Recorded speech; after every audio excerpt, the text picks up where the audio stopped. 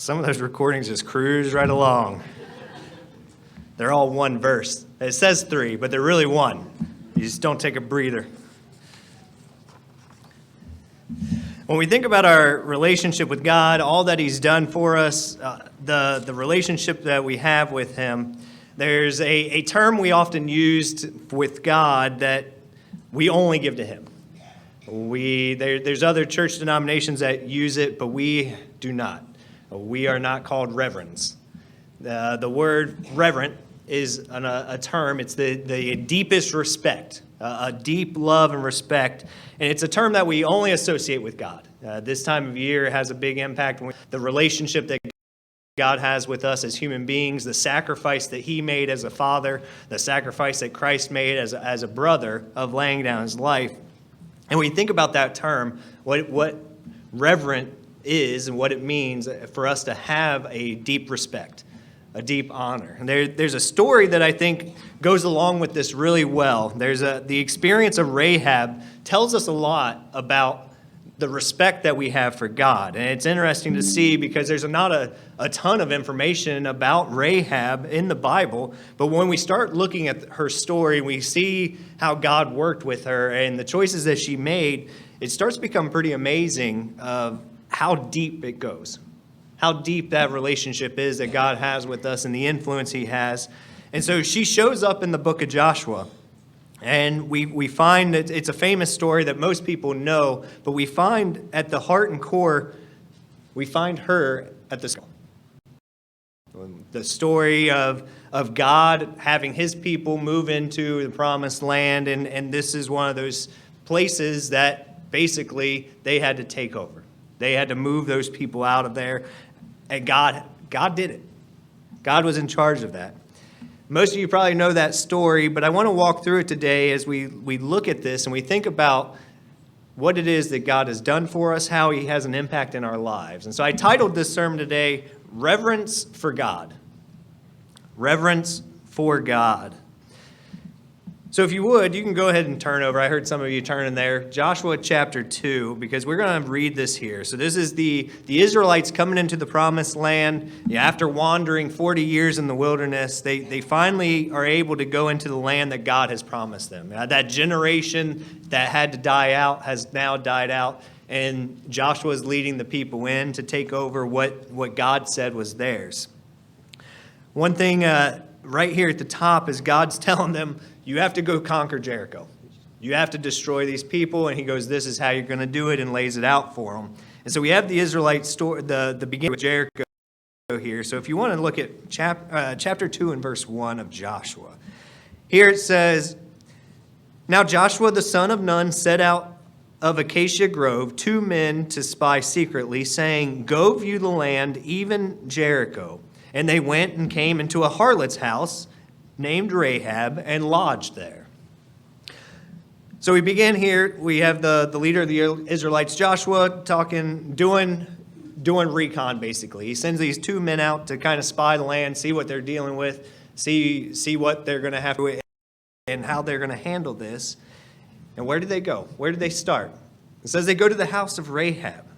It's kind of an interesting beginning because Rahab, if we look at her name, it comes from part of her name is from the Egyptian god Ra, Rahab. So this is basically the Egyptians' greatest god. Their god that was the primary god of the Egyptian people. And so it carries a little bit of significance as far as fierceness go. We could see part of her nature, her character kind of comes out, whether God did this on purpose. We see God's very purposeful with names at different times in the Bible. Whether this is one of those times, I'm not real sure. But we can see that maybe it is tied to that a little bit. But her name's, it's an interesting combination for what she's getting ready to deal with, what she's getting ready to experience in her life. And remember, she's not one of God's people. She lives in Jericho. She's a Gentile. She's from this pagan land. She has no affiliation with God's people. She's an Amorite. And this is her home, and this is where those spies go. And we're told that she's a harlot. Now, when we read through that word, there's been a lot of questions between scholars of what this word actually means. Does this truly mean that she's a prostitute, or does this mean she's an innkeeper? That goes back and forth. There's been a long debate of what this means, because people look at this, they say, well, obviously she's not a prostitute. God wouldn't work through anybody with this type of character, with any type of affiliation with this. But it's interesting because there's a connection between the consonants that are used for harlot, and that's why they're not 100% sure of what this means, or at least why there's a debate whether this means she was a harlot or whether she was truly just an innkeeper, basically a hotel or motel like we have today, a place that you could sleep for the night, because it looks like that's what the men did. They came here.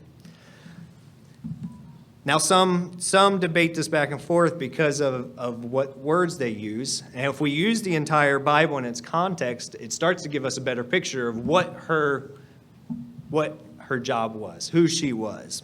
I want to read you an excerpt from Adam Clark's commentary, because he says, "It is exceedingly probable that the Hebrew and Greek words which we translate harlot should be rendered innkeeper or tavern keeper."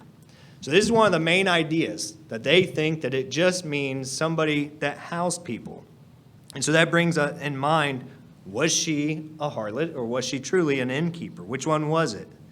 And we don't have a definitive explanation here in verse 1 in the New King James Version. But we also see this term used in chapter 6. It uses harlot. And so we start seeing evidence. We go, okay, well, maybe this is valid. Maybe some of these scholars do look at this. But the problem is, when we bring it into the New Testament, we start to put the entire Bible together, it opens this up on a whole nother level, because in the New Testament, the Greek word that it uses, when it's referring to Rahab being a harlot, it's porne. Porne. That's a very specific term. Most of you may recognize that to some degree, because it's where we get our term porn or pornography today. It's a term that's associated with sexual impurity, right? Some type of sinful act. And that's the only time it's used in the New Testament. We don't see the other word used for innkeeper. It uses porne when it's talking about Rahab the harlot in the New Testament. And so this puts a better definition for us, that she wasn't just a motel hotel. She was engaged in activities that were ungodly, that we view as sinful. And so when we look at the Bible as a whole, so we find those in Hebrews 11 and James 2. So we're not going to turn to those today. I'm going to make two parts out of this, and we're going to get through a good chunk of it. But we'll look at those next time, but I don't want to do it today, the base work, and get through several verses here. But I wanted to start out with that, because that puts us into the frame of mind of understanding that she truly was a Gentile who had no understanding of God's laws. Maybe she had an understanding of them, but she did not accept them by any means. The life choices that she made, her profession that she chose, does not align with God's way of life, and she has made specific choices in her life that this does not align with God. But we're going to see some things from her character, some things of her actions that are very interesting as we go through her story and look at this, and we start to look at the background of where she's coming from in this pagan city, in this country. It's really less than desirable, especially when we know what God had planned for it, that this was supposed to be his people's land and what was going to have to happen. Rahab is listed in Hebrews 11, the faith chapter. She is one of those diligent people that are listed as faithful to God. And this is her beginnings. This is where she starts. So look at verse 2 now. With that as our background, with that as our understanding of what it was that she was engaged in. It says, "And it was told the king of Jericho, saying, Behold, men have come here tonight from the children of Israel to search out the country." So somehow word got back that these spies had come into the land. They knew they were there. So when we think about how our towns are organized today, they would have been similar. If we think about Jericho, they would have had little city-states set up within it. And it's not necessarily the actual king over the entire area, but it may have been like a little mayor or a governor somebody who had specific reign over little sections of Jericho. That's kind of what we look at this as. We've got mayors in our towns that make choices for what's going to impact us. So it looks like this might be who they're referring to, this ruler over this little city of the Jericho, of how that impacts. And so the king goes, and this is what it says here in verse 3. It says, "So Jericho sent to Rahab, saying, 'Bring out the men who have come to you, who have entered your house, for they have come to search out all the country.'" He knew why they were there. He knew why they were spying, what they were trying to figure out. And so we see the king realizing that they would have gone to Rahab. Why? Because it's known oftentimes that is where a lot of information flowed to and fro. That's where a lot of business took place. When people were coming and going from other cities, when they were traveling through, this would be one of the primary stops. And so we see that they would take care of men's needs as they came and went, and they talked, and word spread. And so they sent the people to Rahab, her establishment, to try to figure out as much information as they could, because that's where the information was. That's where they could figure out what was going on, what they needed to do, and get all the information that they needed before going back to Joshua and reporting back of what all they had. And so Rahab's stuck now in the middle. She's got these two men who she knows who they are, she knows where they're at, and then she has now an accountability of authority there saying, where are these people? Where are these men that came to spy on us? Look at verse 4. It says, "Then the women took the two men and hid them. So she said, 'Yes, the men came to me, but I did not know where they were from.'" And verse 5, "And it happened as the gate was being shut, when it was dark, that the men went out. Where the men went, I do not know. Pursue them quickly, for you may overtake them." She goes, "They just left. You just missed them. They headed out the gate. If you hurry up, you might catch them." She goes, "I don't know where they were headed after that." She goes, "But they're gone. They're no longer here." She misleads them, right? She's from this town. She probably knows these men who came saying, "Hey, where are these spies at?" She lies to them. She lies to the king's men. She doesn't tell them the truth. And in verse 6 says, "But she had brought them up to the roof and hid them with the stalks of flax, which she had laid in order on the roof." And so what does she do? She purposely hides them. It's not just misleading them. It's not just misguiding where they were actually at. She hides them. She's protecting them. She's keeping them safe. And in verse 7, it says, "Then the men pursued them by the road to the Jordan, to the fords. And as soon as those who pursued them had gone out, they shut the gate." She lied about where they were. She lied about where they had gone. She was protecting these men. They'd never really left. They were still in her midst. It would have been real easy to give them up. But she's purposely hid them. She spared their lives. She saved them. Now, this creates one of the big questions for people at times. This is one of the things that people draw out oftentimes. I've heard this debated in Spokesman's Club. This is one of those times, either roundtable discussions or a defending the faith topic always revolves around this. And it comes up at this time because they go, well, Rahab is mentioned in the faith chapter of Hebrews 11. If she's a godly person, she protects God's people, and she does that by lying. So obviously, there's a time that's okay to lie. There's an acceptable time where God says, hey, this was to protect people, this was to save lives, so lying was okay. That's the debate, right? That's the debate. If she is brought up as a righteous person in Hebrews 11, she did this lie, how does God view that? Is that okay? Is it not okay? Is it bad to lie only to good people? Is it okay to lie just to your enemies? We sit there and think, right? She was protecting Israelites. She was protecting God's people. She was trying to preserve them through this lie. It's obvious what she was doing. This wasn't an accident. She didn't think they had left. She was very purposeful in what she was doing. She was trying to actually help them. She was trying to save them. She sent men in the opposite direction of where they truly were. And so what about that? How does God view lying? Does he make exceptions to lying? Is that what she should have done? We have to think, why or why not? Why or why not? What is acceptable to God? Head over to Romans chapter 3 and verse 7 real quick. Either put your ribbon here or hold a finger here, because we'll eventually come back today. But I want to look at Romans chapter 7 real quick, because we see that this is not the best solution. This is not something that God condones.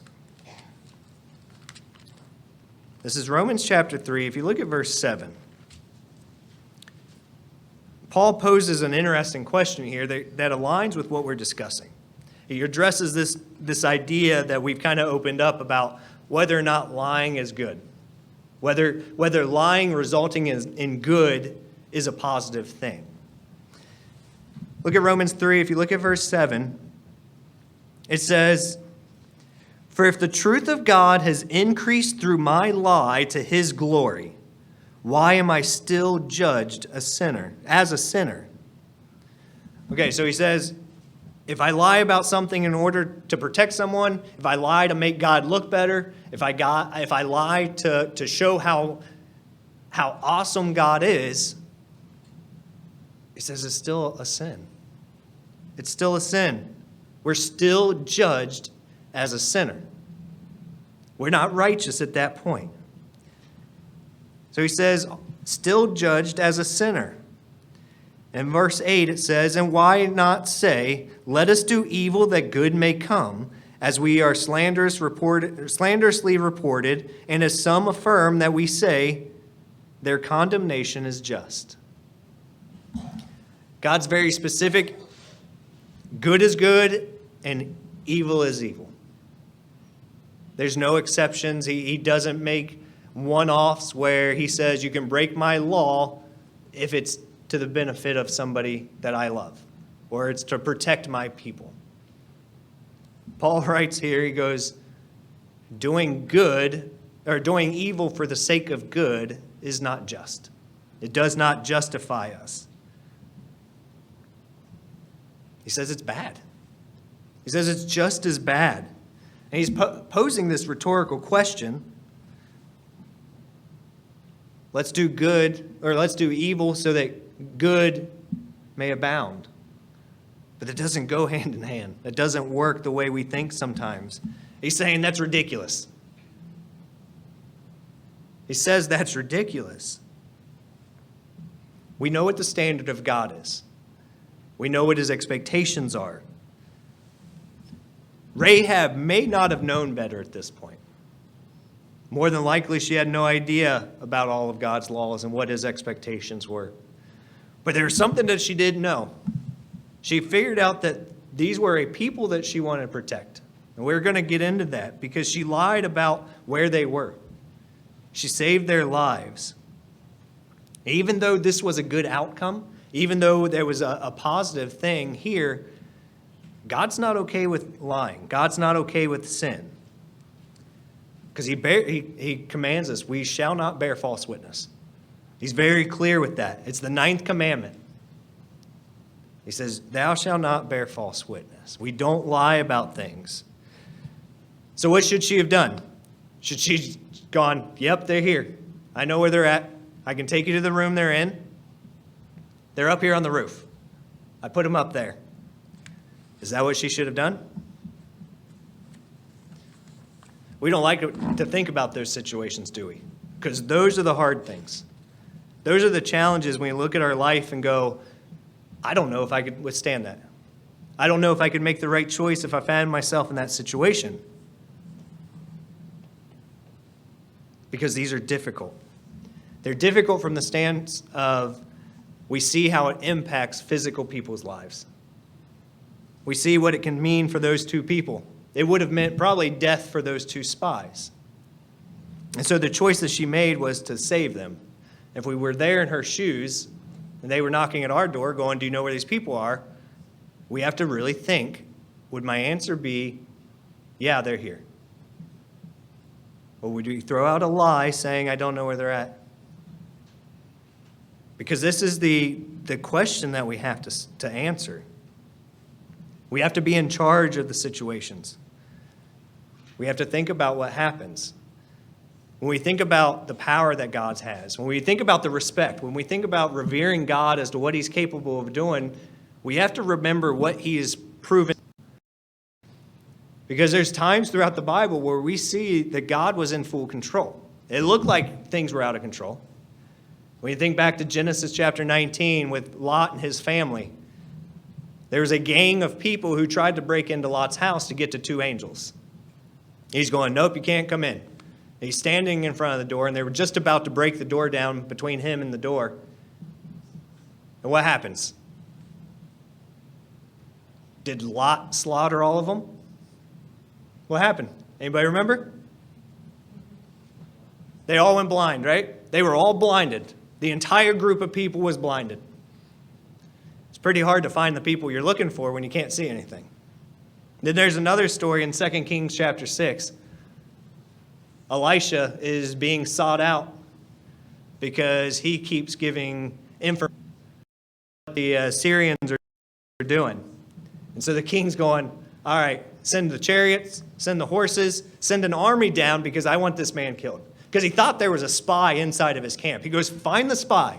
He goes, figure out who's telling all of our secrets, where we're going. And his people go, there's nobody here. They're all trustworthy. They go, it's this Elisha guy. God's talking through him. And he goes, all right, I'll handle this. So he sent everything. He sent this whole army to get Elisha. What happens? Again, God blinds the entire army. He blinds the entire army. It's one of my favorite stories because the young man with Elisha's terrified. He's going, there's a whole army out there. And Elisha goes, don't worry, there's more of us than him. He's going, what are you talking about? It's us. And God opens his eyes and he sees an army of angels. And so immediately as we read the story, we're going, oh, God's going to tear. And Elisha prays and says, no, blind them. God blinds them. And then Elisha leads them. He's like, hey, follow me. Come on. They're blindly following. They have no idea where they're going. God was in full control. God was in full control of both of those situations, and he could have been in full control. Whether it was making these two spies invisible, whether it was moving them with a tornado, because we've seen stories of that, whether it was just blinding these king's men, whatever it may be, God could have handled this. Without sinning, God could have still handled this situation in the way that he wanted. It got the outcome that he wanted. That's the respect that we have to have for God, and knowing that he's able to handle every situation. Now, that doesn't mean we situations like this. You can write down, many of you probably have this memorized, Matthew chapter 6. He outlines the model prayer. It's where we find the model prayer. He says here, this is Christ that gives us a model of how we go before God, how we pray to him and ask him for things. And built into that prayer, he says, do not lead us into temptation, but deliver us from the evil one. Part of our prayer is we ask, God, don't ever put me in these situations. Don't ever have me stuck in this spot. A part of that's by us making good choices, but at the same time, God does put hedges around us. He does protect us at times. He does protect us at times. And so we should pray. We should ask that we don't ever have to deal with situations like this. That we don't have to face these tough decisions where we're going, something's going to happen really bad to this person if I don't lie. If I don't make up a story. Or whatever it may be. If I don't do something. We have to trust that if we stick to God's law, if we have a close relationship, if we have that deep respect and that deep honor for God, that he will handle the situation the way that he wants to, the way that he knows needs to be done. Because he absolutely can do it. Rahab could have said they're up on the roof. Rahab could have told them exactly where they were. And God could have still protected them. God could have still used them in the way that he wanted. We think that maybe this is a hypothetical. This is just a story in the Bible, but it's not. When we think about the Holocaust, there were many people who faced this exact question, who hid men, women, and children from certain death. Not just death, but torture. And I say that maybe or maybe not we'll have to have to be stuck into a situation. I don't know what the future holds, but we know it's going to get really bad. We know that there's going to be challenges. We know that we're not going to have the abundance that we do today, the freedoms that we have, and that we will be hated at some point. And so I don't know what questions we will actually be faced with, what our life will hold, but I know if we stick true to God's word, if we honor and glorify him above everything else, we'll be okay. We'll be okay. Maybe not physically, but we'll be okay. Because his plan is perfect. His plan is designed so that we end where he wants us to end. That we get to his family. That we become those first fruits. And that we are prepared to lead and guide all of the other human beings. He knows what he's doing.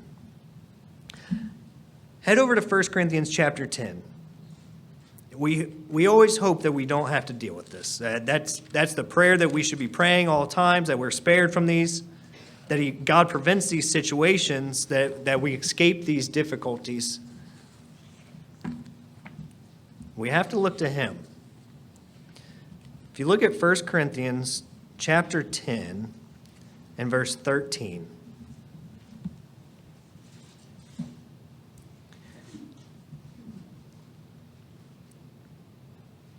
Here it says, "No temptation has overtaken you except such as is common to man. But God is faithful, who will not allow you to be tempted beyond what you are able, but with the temptation will also make the way of escape, that you may be able to bear it." He says, I'm preparing you for everything. He goes, I'm preparing you for what you're going to face. Now we all have choices. We still all have choices. It doesn't mean we're going to make them right all the time, that we're going to be perfect. But he says, anything you deal with is common to man. This is problems lots of people deal with. And he goes, I'm equipping you to be ready for this. I'm preparing you to go through what you need to grow, to develop. We can handle all situations appropriately. We can do it because we know what God has given to us. He's given us a strong mind, and he's given us the access to his Holy Spirit to lead us and to help us make right decisions, to draw near to him. So we can't say, well, I'm doing something good. I'm going to make this bad decision so I can do something good. Paul says, no, don't do that. Don't do that, because that's not the way. We have plenty of other examples where God says, I'm the way. I've got this. I can handle this. Rahab wasn't where she needed to be yet. She didn't understand who God truly was. She didn't understand what he was capable of. She didn't have the full trust and respect in God. She wasn't there. She was working on that. We see something in her at this point because she knew enough that she wanted to save these people. She turned on her own people and goes, there's something about these people that I need to protect. I have to make a...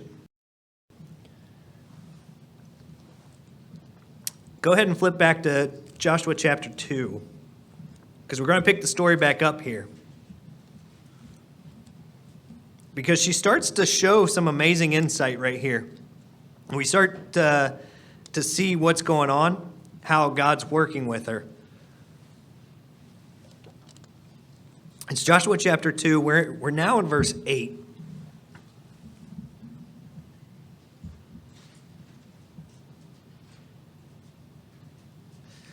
So Joshua 2:8 says, "Now before they lay down, she came up to them on the roof."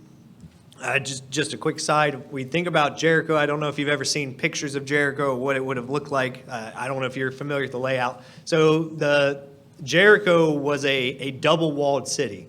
As archaeologists have gone and uncovered some of it, there was a central part of the city that had a wall around it, so like a normal wall that you see castles. And then there were a whole bunch of more houses and buildings and markets and whatever else was in that outer rim. But then they had a second wall. There was a second wall on the outside of that, a solid wall all the way around the city. And so it was double-walled. And again, archaeologists have seen this as they uncover it. And the way that Rahab's house was laid out, it was either butted right up against that outer wall or it was actually built into that outer wall. They're not 100% sure of how it would have been, but it would have been really close to that outside wall with the way that we see this story develop and what takes place here. It would have been adjacent to or built into that exterior so that what we see take place can happen. If you look at the rest of here in verse 9, we see this key, this vital part of the story of Rahab. It says, "And said to the men," so she goes up and says to the men, so she's talking to those spies now, not the king's men. She says, "I know that the Lord has given you the land, that the terror of you has fallen on us, and that all the inhabitants of the land are faint-hearted because of you." Now read that again.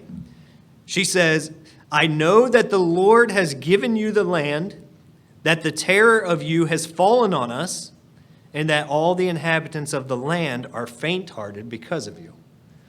She's acknowledging that God has given them this land. That their city that they have, it doesn't belong to them. God says this belongs to somebody else. And she says there's a fear that has fallen upon them. Now, why would that be? They're in this protected city that has been standing. So what do they have to fear? What would be the problem? They would defend their city just like they've always done, and it wouldn't be a problem. They haven't been conquered before, right? They still exist. So why would they have this fear? What's different about this situation than the others? Look at verses 10 and 11. We find out right here, because it says, "For we have heard how the Lord dried up the water of the Red Sea for you when you came out of Egypt, and what you did to the two kings of the Amorites who were on the other side of the Jordan, Sihon, whom you utterly destroyed. And as soon as we heard these things, our hearts melted, neither did there remain any more courage in anyone because of you. For the Lord your God, he is God in heaven above and on earth below." He is God in heaven above and on earth below. How would Rahab have known these things? How would she have found all of this out? Because of her profession. This is where all of the travelers went. They came and gone from here. She had heard the stories.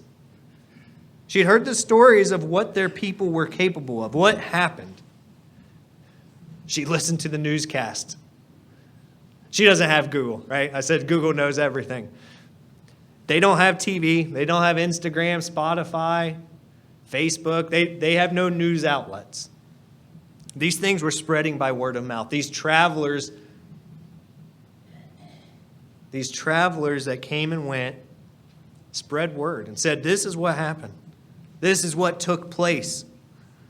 We're 40 years from this event. 40 years after the Red Sea parting. And they're still terrified. They go, we know these people are coming our way. It's taken a long time, right? For the thought of waiting 40 years for something, that sounds terrible. Wait, I can't wait a week. I can't. I hate waiting any amount of time for anything. But these people, they waited 40 years knowing what was coming. It wasn't a good thing, was it? It says they were faint-hearted. They were terrified. They knew that this land, they knew Jericho had been given over to them by the Lord. And she's acknowledging that. She's acknowledging that power that God has, what he's able to do for his people. It says their hearts melted. It didn't embolden them. They didn't raise up and say, oh, we can withstand this. They were terrified. They were a fearful people. They had no hope. They had no courage. Everything was lost. They had already lost. They had no desire to fight for it because they go, we can't win this. We can't win this. This God is too powerful. It's God in heaven above and on earth. She recognized that power. So we start to see a little bit of what she says here. A little bit of her character of recognizing that there's something about Israel's God, the true God. She makes that vital statement there at the end, that God is God. God is God. This is a vital turning point for her. This changes her life right here of what she's doing, what she's capable of. This leads to a whole new life for her. This is the first step in her recognizing the reverence for God that she has to have, the power that he has, the relationship that she wants to have with him. She knew he was capable of great things. Did she believe all those reports? Did she question them? Did she doubt them? No, she believed them. If we read her words, if we read what she says, she believed it. She goes, this is what he's capable of. This is what he's capable of. She believed in the true God. She didn't quite understand him. She didn't understand everything he stood for or everything that he expected, everything that he required. But she acknowledged his power. She said, the Lord God is God, who you guys trust in. Your God is God. And she goes, I see what's coming. She goes, all of these people see what's going to happen. And they're fearful. They're terrified. She took the first steps in faith. It's just trusting in God, believing in what he can do. She believed. She understood the stories weren't just stories. They weren't fairy tales. It happened. God led his people out of Egypt. God protected them. He supplied them with their needs, fed them, gave them water. And now he's giving them the land that he said was there. She understood God's sovereignty. Now, do we have that same level of commitment to God? Do we have that same level of respect all the times? Do we remember what he has done in our lives? Do we remember what he's capable of in our lives? That's that reverence that we have to have, a comprehension of who God truly is. I think sometimes we just put our heads down, we try to get through life, we deal with everything that's right in front of us, and we forget about the impact that he has on our everyday life, the involvement that he wants to have in our lives. Rahab begins to comprehend that connection of a true God who is capable of anything, and how he wants to be connected to his people, how he's there for his people.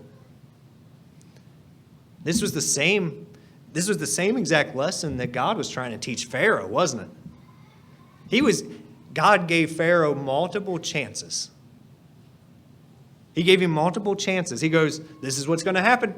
He goes, this is what I want you to do. It's real simple. You do this, or this happens. All right? You didn't learn that time. Okay, here's your option. you do this, or this is going to happen. And we went through that cycle. We went through that cycle. And Pharaoh dug his heels in, and he hardened his heart, and he goes, I'm not giving in. He goes, I'm not going to give in to you. Rahab didn't dig her heels in. She understood what was happening. Now, she may not have taken the perfect steps, but she knew that this wasn't nonsense. She knew who the true God was now. She understood a little bit of who the true God was. Enough that she goes, I want to trust in you. I have respect for what you're capable of. And that begins something new for her. She hid the spies. She took their side. By taking their side, she could have easily given up, but by taking their side, she was aligning herself with God. That's how she viewed it. She goes, I'm going to protect these people that I know are in alignment with God. She was taking the side of God. She was inspired to do something. Again, God didn't have her lie. He didn't force her to lie. He didn't tell her to lie. He could have resolved that situation any way that he wanted.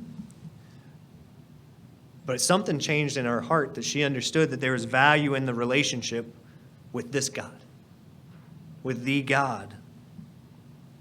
She goes, these guys are representatives of this true God. I'm going to help them. I'm going to hide them. I'm going to save them. She goes, this God that you guys proclaim, this God that you have a relationship, this God that's leading you and protecting you. She goes, he's the creator of the universe. He's creator of heaven and earth. She goes, and I revere him. I honor him. I respect him. Siding this with these men meant she was putting her physical life on the line.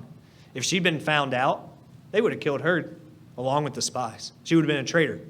She would have turned her back on her people. But she wasn't fearful of that. She wasn't afraid of what they could do to her. She doesn't seem to demonstrate much fear at all. She talks about the people there in the city in Jericho. She said their hearts melted, but we don't see a fear from her. We see her doing everything she can to start making this relationship, to start building this relationship. We see something change with her personality, with her character of who she was, which is an amazing fact, an amazing part of watching her convert some of this fear, because she had to have had some degree of fear, but converting that into a trust. Converting that into a trust in God, which leads to respecting and honoring and glorifying God. We see something change with her. We see something change. She's got this fierce dedication. She's got this fierce dedication for a reverence for a God that she doesn't even fully recognize. And if we see this from a Gentile, what does that mean for us? What are we supposed to have? What type of fire is supposed to be kindled inside of us for the true God who has said, I am calling you out of this world. I am making a relationship with you. I want you in my family, and I want you before everybody else. What does that mean for us? If that's something we take lightly, we need to heavily reevaluate the way we process that. Because it's not a joke. It's not light. It's a serious matter. It's a serious privilege of what God has given to us. Rahab just had the beginning tastings of that, of knowing who these people were, knowing who these people belonged to. You can write down John 20, verse 29. This is what Christ said. This is after the resurrection. Remember, the disciples scattered. They were completely lost in what they did. Their Messiah, their leader, their rabbi was gone. He was snatched up. He was tortured, and he was crucified. And they're going, well, what now? This isn't what we thought was going to happen. And they all go back to their jobs. They go back to their lives before Christ pulled them out. And Thomas here, Christ says something to Thomas. He says, because you have seen me, you have believed. Because you've seen me, you have believed. And he shows him his hands. And he shows him his side, these gaping holes. He goes, it's really me. He goes, I'm here with you. And then he goes on, and he says, blessed are those who have not seen and yet have believed. I don't know about you, but I haven't seen Christ. I haven't seen God. There's an element of faith that we're going on. We believe without fully seeing. Now we have the stories, right? True stories. They're not fake. These are actual events that happen. We can read them. But they're not our stories. They're not our eyes and our hands. So there's an element of faith. Christ says, blessed are those who are doing this on faith. He goes, I know it's hard. He says, I know it's hard. He says, but you still got to believe. You still got to have it. And this is us. You see, we have a connection with Rahab. She hadn't seen it. She'd only been told the stories of what those people were walked through. She hadn't seen it happen. Now, shortly after this, she was about to see it happen, wasn't she? She was about to be a first-hand witness of God's power. Not only by what he could do, but also saving her. But we see that she had a trust. She had a faith in him. She knew of his dominion. She knew of his power. She didn't see all the physical things that the Israelites did, but she knew enough that she wanted to be a part of that, not what she was in right now. Now, I think the majority of Americans believe in God, but the problem is that most of them don't believe God. They believe in a God, but they don't believe God. And we sometimes think, well, isn't that the same thing? I don't know, is it? Believing in a higher power, believing in somebody that controls everything, that has created everything, versus following what they tell us to do. Living a life that they've outlined. The Bible is very clear about how we respect and how we honor God. Most of humanity doesn't live by that. Most of humanity looks at it and goes, I don't know about that part. I don't really like that part. So they believe in God, but they don't believe God. And it takes a faith, it takes a high level of faith for us to go through this life and say, you know what? I'm going to give up a lot of things in my life because this is what God expects. And we look at it and we go, well, things would have been much good just do that. And he's going, so you think? So you think? He goes, you don't want to try it because it doesn't end good. And we're going, yeah, but it looks really good. I think that's going to be better for me. And he's going, it's really not.